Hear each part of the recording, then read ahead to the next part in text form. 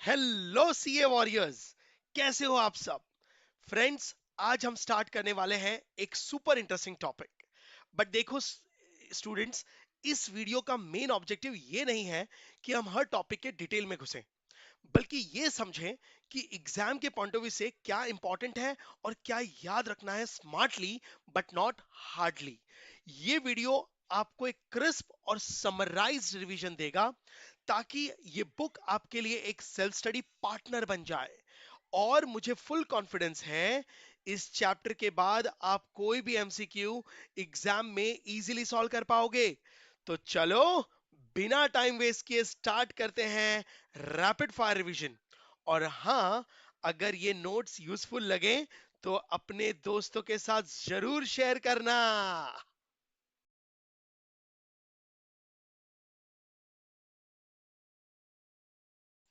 तो आज हम शुरू करने वाले हैं एक फाउंडेशनल चैप्टर नंबर 1, जिसका नाम है nature and scope of business economics.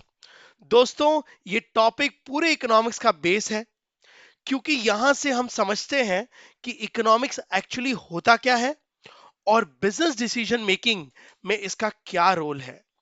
तो चलो स्टार्ट करते हैं। Unit 1, introduction.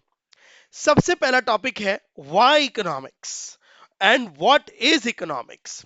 सो फ्रेंड्स, वर्ड इकोनॉमिक्स आया है ग्रीक वर्ड से। नाउ वो है oikonomia. Oiko means house and nomia means management. So basically economics का मतलब हुआ हाउस मैनेजमेंट, यानी रिसोर्सेस का best utilisation. Oh yes, economics का मेन फोकस होता है लिमिटेड रिसोर्सेस को अलोकेट करें, अनलिमिटेड वांट्स को कैसे सेटिस्फाई करें और इनइक्वालिटी और पॉवर्टी को कैसे रिड्यूस करें।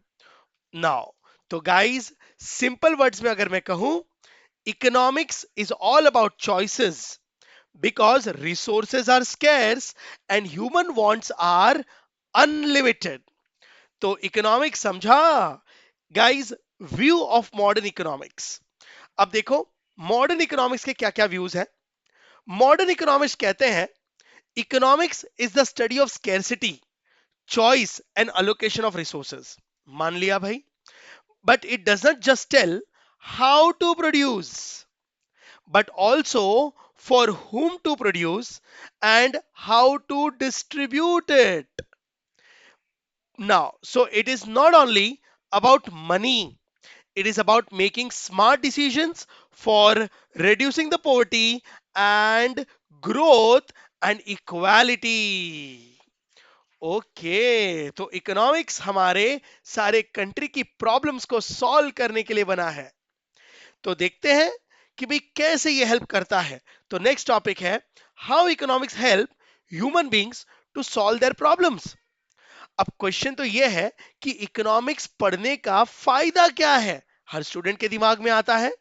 सिंपल है दोस्तों, it help us understanding economic problem logically and find practical solutions. क्या बात कर रहे हो? हाँ, जैसे इन्फ्लेशन, अनएम्प्लॉयमेंट, पॉवर्टी, सबके रूट कॉज इकोनॉमिक्स समझाता है और लॉजिकली उनका सॉल्यूशंस बनाता है। तो इकोनॉमिक्स आपको सोचना सिखाता है राइट पर्सपेक्टिव से। ओके, नाउ तो सर, फिर इकोनॉमिक्स की डेफिनेशंस क्या हैं? तो अब चलो देखते हैं कुछ फेमस इकोनॉमिक्स के डेफिनेशंस। पहला डेफिनेशन एडम स्मिथ का साइंस ऑफ वेल्थ को लेकर। एडम स्मिथ कहते हैं economics studies nature and cause of wealth of nations. ओ, nature and cause of wealth of nation. Friends, Adam Smith को हम फादर ऑफ इकोनॉमिक्स कहते हैं। इकोनॉमिक्स का इजाद इन्होंने ही किया 1776 में। ओ, तो Adam Smith is also known as father of economics. Now दूसरे इकोनॉमिस्ट हुए लायनल रॉबिन्स। उन्होंने तो पूरे देश को, पूरी दुनिया को एक सच्चाई बताकर रख दी। नाउ इन्होंने 1932 में लोगों को स्केर्सिटी और चॉइसेस का कंसेप्ट समझाया। मतलब उन्होंने डिफाइन किया, उन्होंने लिखा, economic study human behaviour as a relationship between ends and scarce means which have alternative uses। मतलब इकोनॉमिक्स का अस्तित्व इसलिए है क्योंकि दुनिया में रिसोर्सेस कम है और डिमांड्स बहुत सारी। तो आप कभी भी लाइफ में सारी डिमांड्स को सेटिस्फाई नहीं कर पाएंगे। आपको कुछ डिमांड्स को सेटिस्फाई करना होगा और कुछ को सैक्रिफाइस, और आप अपने लिमिटेड रिसोर्सेस को अपने एंड्स के लिए नाउ ऑप्टिमम यूटिलाइजेशन पे करें। तो सिंपल है, सिंपल लाइन में कहूं, वांट्स अनलिमिटेड, रिसोर्सेज लिमिटेड, और चॉइस करनी पड़ती है। ओके, तो एडम स्मिथ और लायनल रॉबिन्स के डेफिनेशंस। अब आ जाओ next topic, scope of economics. Economics guys दो मेन पार्ट्स में डिवाइड होता है, एक माइक्रो इकोनॉमिक्स और एक मैक्रो इकोनॉमिक्स। माइक्रो बोले तो स्मॉल, मैक्रो बोले तो लार्ज। क्या बात कर रहे हो? हाँ, है दोनों इकोनॉमिक्स, लेकिन दोनों में थोड़ा डिफरेंस है। डिफरेंस क्या है? माइक्रो इकोनॉमिक्स इंडिविजुअल यूनिट्स पे फोकस करता है, जैसे one consumer, one firm, one product. Okay, micro economics को प्राइस थियोरी या वैल्यू थियोरी भी कहते हैं। नाउ स्टडीज माइक्रो इकोनॉमिक्स हमेशा bit by bit approach use करता है। मतलब वो स्लाइसिंग मेथड यूज करता है। मतलब वो बड़ी प्रॉब्लम को छोटे छोटे टुकड़ों में डिवाइड करके उसे सॉल्व करने की कोशिश करता है। माइक्रो इकोनॉमिक्स की कुछ पॉपुलर थियोरीज हैं, demand, supply, price, cost, production, now demand forecasting, etcetera. Okay guys, ऐसा भी कहते हैं माइक्रो इकोनॉमिक्स जब बड़ी प्रॉब्लम को छोटे छोटे पीसेस में करके सॉल्व करता है तो वो कंप्लीट इक्विलिब्रियम पे फोकस नहीं करता, वो पार्शियल इक्विलिब्रियम पे फोकस करता है। और यू नो व्हाट, दुनिया में माइक्रो इकोनॉमिक्स को सबसे ज्यादा सपोर्ट करने वाला और उसे पॉपुलर करने वाले हैं हमारे अल्फ्रेड मार्शल। तो देखो ना, इनकी सारी की सारी थियोरियां डिमांड सप्लाई इंडिविजुअल्स पे थी। यस, नाउ गाइस ये रिलेटिव प्राइसेस पे फोकस करते हैं, इसलिए हम ये कहते हैं ना, demand and supply is a relative concept. और माइक्रो इकोनॉमिक्स बिजनेस की बात करूं तो वो इंटरनल इश्यूज और ऑपरेशनल इश्यूज को सॉल्व करते हैं। तो बिजनेस के सारे इंटरनल इश्यूज इंडिविजुअल बेस होते हैं, ऑपरेशनल इश्यूज इंडिविजुअल बेस होते हैं, इसलिए इंडिविजुअल स्टडी को माइक्रो इकोनॉमिक्स कहा जाता है। क्या बात है। अब आ जाओ macro economics. Macro economics micro का पूरा ऑपोजिट है। क्या बात कर रहे हो? हाँ, micro economics focus economics as a whole. ना इसे इनकम थियोरी और एग्रीगेटिव इकोनॉमिक्स भी कहते हैं। नाउ मैक्रो इकोनॉमिक्स कभी भी प्रॉब्लम को स्लाइसिंग मेथड में डिवाइड नहीं करता, वो पूरी की पूरी प्रॉब्लम को एज अ होल सॉल्व करता है। इसलिए नाउ मैक्रो इकोनॉमिक्स हमेशा लंपिंग मेथड यूज करता है। लंपिंग मेथड का मतलब होता है कंबाइंड अप्रोच। टुकड़ों टुकड़ों में नहीं सॉल्व करेंगे, एक साथ पूरा का पूरा सॉल्व करेंगे। तो यहां पर है कंबाइंड अप्रोच और यहां पर माइक्रो में है bit by bit approach. Macro economics की कुछ थियरीज आप जो पढ़ने वाले हो वो है नाउ वो है national income, employment level, growth, business cycle, trade balance. ये सारी की सारी प्रॉब्लम इंडिविजुअल्स के नहीं, नेशनल लेवल्स के इश्यूज हैं। So guys, now macro economics partial पे नहीं, जनरल इक्विलिब्रियम पे ध्यान देता है। जनरल का मतलब होता है ओवरऑल। और यू नो मैक्रो इकोनॉमिक्स को पॉपुलर करने वाले हैं जे एम कीन्स। इनकी थियरीज आप चैप्टर नंबर 6 में पढ़ेंगे। ओ यस, ना और अल्फ्रेड मार्शल की थ्योरी चैप्टर नंबर 2 में। क्या बात है। Yes, macro economics absolute price देखता है। Now absolute price, micro relative price, macro economics absolute price पे फोकस करता है। नाउ ये बिजनेस में एक्सटर्नल इश्यूज और एनवायरमेंटल इश्यूज पे फोकस करता है, क्योंकि एक्सटर्नल इश्यूज और एनवायरमेंटल इश्यूज पूरे देश की प्रॉब्लम हो सकती है, उस किसी अकेले की प्रॉब्लम नहीं हो सकती। तो इन बिजनेस की इंटरनल इश्यूज और ऑपरेशनल इश्यूज माइक्रो, और बिजनेस के एक्सटर्नल इश्यूज और एनवायरमेंटल इश्यूज मैक्रो थियोरी पे बेस्ड करेंगे। ओ, सो गाइस, है ना ऑपोजिट? एक सबसे अच्छा एग्जांपल दूं? सो गाइस, कंक्लूजन ये है कि माइक्रो देखता है एक पेड़, ट्री, और मैक्रो देखता है पूरा का पूरा फॉरेस्ट। बट फ्रेंड्स, एक्चुअली ये दोनों ऑपोजिट नहीं है। एक्चुअली ये दोनों एक दूसरे के कॉम्प्लीमेंट्री हैं, एक दूसरे के बिना इनकम्प्लीट है, एक दूसरे के बिना देश नहीं चल सकता। क्या बात कर रहे हो? यस, तो दे आर नॉट रियली बराबर opposite, they are complementary. Micro के बिना मैक्रो अधूरा है, और मैक्रो के बिना माइक्रो अधूरा है। क्या बात कर रहे हो? यस। तो अब बढ़ते हैं आगे। एक सवाल कि सर, हमको इकोनॉमिक्स माइक्रो समझा, लेकिन सवाल यह है कि इकोनॉमिक्स साइंस होता है कि आर्ट होता है? गाइस, इकोनॉमिक्स दोनों है, साइंस भी और आर्ट भी। As a science, it analyses facts and cost and effective relationships, और as an art, it applies those theories to solve real life problems। मतलब जैसे अनएम्प्लॉयमेंट का स्टडी करना, एग्जाम्पल के तौर पे फिर रिपीट करता हूं, जैसे अनएम्प्लॉयमेंट का स्टडी करना साइंस है, पर उसे रिड्यूस करने की पॉलिसीज बनाना आर्ट है।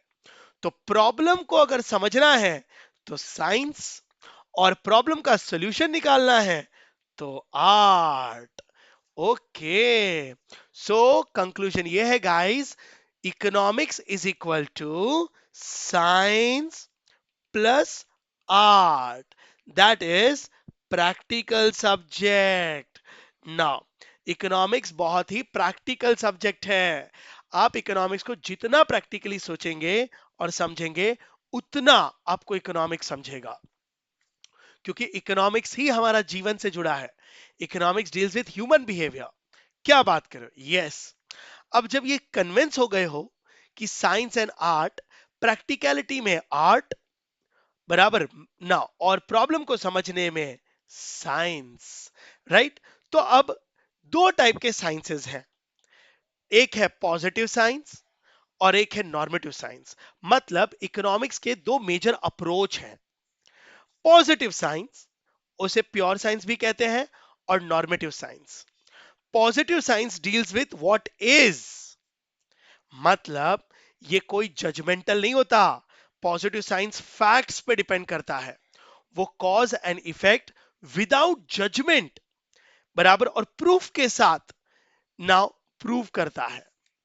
मतलब कोई भी इसको झुटला नहीं सकता। व्हाट इज, कोई भी इसके ऊपर आर्ग्यूमेंट नहीं कर सकता। एग्जाम्पल के तौर पे अगर मैं बोलूं, तो इंडियाज अनएम्प्लॉयमेंट रेट इज 8%। अभी डेटा के साथ है कि नहीं ना, तो ये कड़वा सच है, इसे कोई झुटला नहीं सकता। तो जो फैक्ट्स पे बेस्ड होता है वो पॉजिटिव साइंस होता है, उस पे कोई जजमेंट्स नहीं हो सकते, क्योंकि सच तो सच है, जजमेंट्स क्या ले लोगे? बराबर। गाइस, पॉजिटिव साइंस को सपोर्ट करने वाले इकोनॉमिस्ट हैं लायनल रॉबिन्स। ऐसा कहते हैं, एक कड़वा सच न्यूट्रल होता है, बराबर। नाउ, वो वेलफेयर को कंसर्न नहीं करता। यस, एक कड़वा सच बहुत ही रूड होता है। नाउ, वो किसी के सेंटिमेंट्स को फोकस नहीं करता, वो जो है वैसा बता देता है ना? यस। दूसरा है नॉर्मेटिव साइंस। नॉर्मेटिव साइंस का मतलब है, it sets what ought to be, मतलब क्या होना चाहिए था। ये जजमेंट्स और सजेशंस पे चलता है। और यू नो व्हाट, जजमेंट्स और सजेशंस कभी भी फैक्ट्स पे नहीं, अजम्पशंस पे होते हैं। हाँ, और आपको पता है, normative science, Alfred Marshall normative science को सपोर्ट करते हैं। इसे देखो, अल्फ्रेड मार्शल के जितने भी लॉ आपने पढ़े हैं, डिमांड सप्लाई बराबर, सबके सब लॉ अजम्पशंस पे बेस्ड है। अजम्पशंस क्या है? सेट्रिस पेरिबस, इसलिए लोगों ने उस लॉ के एक्सेप्शंस भी बनाए। एम आई करेक्ट? आर्ग्यूमेंट्स भी किए।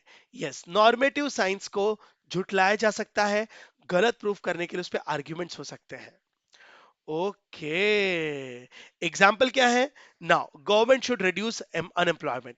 अब देखो कंपेयर करता हूं। पॉजिटिव साइंस का एग्जाम्पल है कि इंडिया में अनएम्प्लॉयमेंट रेट 8% है, तो ये तो कड़वा सच हो गया। लेकिन अब गवर्नमेंट इस प्रॉब्लम को सॉल्व करना चाहती है, तो गवर्नमेंट शुड रिड्यूस अनएम्प्लॉयमेंट। तो कोई ज्ञान दे रहे हैं कि गवर्नमेंट को इस चीज पे ध्यान देना चाहिए। तो ये है नॉर्मेटिव स्टेटमेंट, लेकिन it is concern with welfare proposition. Guys याद रखना। नाउ तो आपको कौन सा बेटर लगा? पॉजिटिव जो एक सच है, नॉर्मेटिव जो एक अजम्पशन है। फ्रेंड्स, अब कुछ लोग कहेंगे सर जो सच है वही। नहीं गाइस, इसे तो लिखा गया है सिर्फ सच आपकी प्रॉब्लम को सॉल्व नहीं करेगा, प्रॉब्लम को खाली बताएगा, लेकिन सॉल्यूशंस हमेशा अजम्पशंस पे होते हैं, तो नॉर्मेटिव साइंस भी चाहिए। तो फ्रेंड्स बात यह है, पॉजिटिव टेल्स कि व्हाट इज हैपनिंग और normative tells what should be done. मतलब प्रॉब्लम्स पॉजिटिव साइंस बताता है, लेकिन अगर उसके सॉल्यूशंस चाहिए तो वो अजम्पशंस पे ही होंगे, वो नॉर्मेटिव साइंस होगा। हेंस गाइस, हमारे लिए दोनों जरूरी हैं। Economics is both positive and normative science. O yes. तो गाइस, अभी हमने देखा व्हाट इज इकोनॉमिक्स, लेकिन आप जानते हो हमारा सब्जेक्ट इकोनॉमिक्स नहीं, हमारा सब्जेक्ट है बिजनेस इकोनॉमिक्स, मैनेजरियल इकोनॉमिक्स। तो फ्रेंड्स, अब देखते हैं बिजनेस इकोनॉमिक्स क्या होता है। इकोनॉमिक्स तो देख लिया, बिजनेस इकोनॉमिक्स। तो friends, business economics means application of economic theory to the real business decisions. मतलब friends, it helps management in using limited resources effectively to achieve maximum profits. Business economics मतलब economics की theories को business में use करना, और business का एक ही objective है, प्रॉफिट्स कमाना। सो business economics is nothing but it is economics theory plus business practice. Business economics is nothing but economics theory को नाउ बिजनेस में प्रैक्टिस करना। ओके, कितना सिंपल है। यस, जैसे प्राइस डिसीजंस, प्राइसिंग डिसीजन, हम market में price क्या रखेंगे, डिमांड फोरकास्टिंग करना, कॉस्ट को कंट्रोल करना, प्रोडक्शन प्लानिंग करना, बराबर, ब्रेक इवन एनालिसिस निकालना, ये सब थियोरियां बिजनेस पे एप्लीकेबल होती है। तो फ्रेंड्स, आप आगे के चैप्टर्स में एक्चुअली बिजनेस इकोनॉमिक्स पढ़ोगे, खास करके चैप्टर 3 और चैप्टर 4, वहां पे हम सिर्फ बिजनेसेस की बातें करेंगे। ओके, तो भाई हमको समझा बिजनेस इकोनॉमिक्स। तो अब ये देखते हैं बिजनेस इकोनॉमिक्स का नेचर कैसा है, नॉर्मल इकोनॉमिक्स के नेचर के जैसा ना। मतलब 5 पॉइंट्स हैं। पहला, it is a science and art. क्यों? क्योंकि it combines logic with practical actions. तो इकोनॉमिक्स भी साइंस और आर्ट था, तो बिजनेस इकोनॉमिक्स भी साइंस और आर्ट ही होगा। Now business economics is based on micro economics analysis and macro economic analysis. मतलब इंटरनल इश्यूज को सॉल्व करने के लिए माइक्रो, एक्सटर्नल इश्यूज को सॉल्व करने के लिए मैक्रो डिसीजन मेकिंग लगेगा। यस, एक और पॉइंट है, business economics is pragmatic in approach. मतलब focuses on real world application and not assumptions. Okay, दूसरा, नाउ मैक्रो इकोनॉमिक्स इंटरडिसिप्लिनरी है, इन नेचर है। मतलब वो it uses tools of maths, statistics, management and finance. मतलब ये काफी सारे टूल्स यूज करता है और अपने इंटरनल और एक्सटर्नल प्रॉब्लम्स को मैनेज करता है। नाउ एक और, now it is objective oriented also. मतलब aims to maximise profit and efficiency. So friends, basically business economics is all about smart decision makings and using logics and data. तो ये हुआ unit 1 complete. समझा? Yes. तो एक फटाफट हो जाए फाइनल रीकैप, मैंने आपको क्या क्या बताया वन वन लाइन में। सो इकोनॉमिक्स क्या है? Economics is a choice of study, sorry, study of choices under scarcity. Major economist कौन कौन है? एडम स्मिथ जिन्होंने वेल्थ पे फोकस किया, और लायनल रॉबिन्स जिन्होंने स्कैरसिटी पे फोकस किया। राइट नाउ, माइक्रो इकोनॉमिक्स दो पार्ट पे डिवाइड होता है।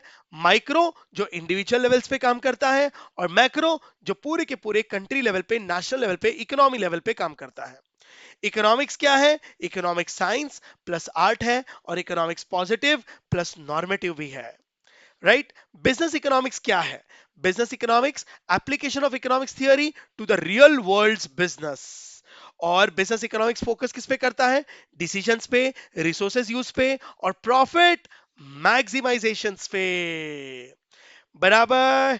तो गाइस, ये रहा full chapter, short, clear and ready for the revisions. Hope you understood. तो एक बार फिर से रिवाइज करना कॉन्फिडेंटली एंड कंसेप्चुअली। तो बस दोस्तों, ये था आज का quick revision. Simple words, clear concept, अब कोई कंफ्यूजन नहीं रहेगा। अगर सब कुछ समझ गया हो तो गाइस यस सर बोल दो, और एक बार और रिवाइज कर लो, ताकि एग्जाम में गलती की कोई जगह ना रहे।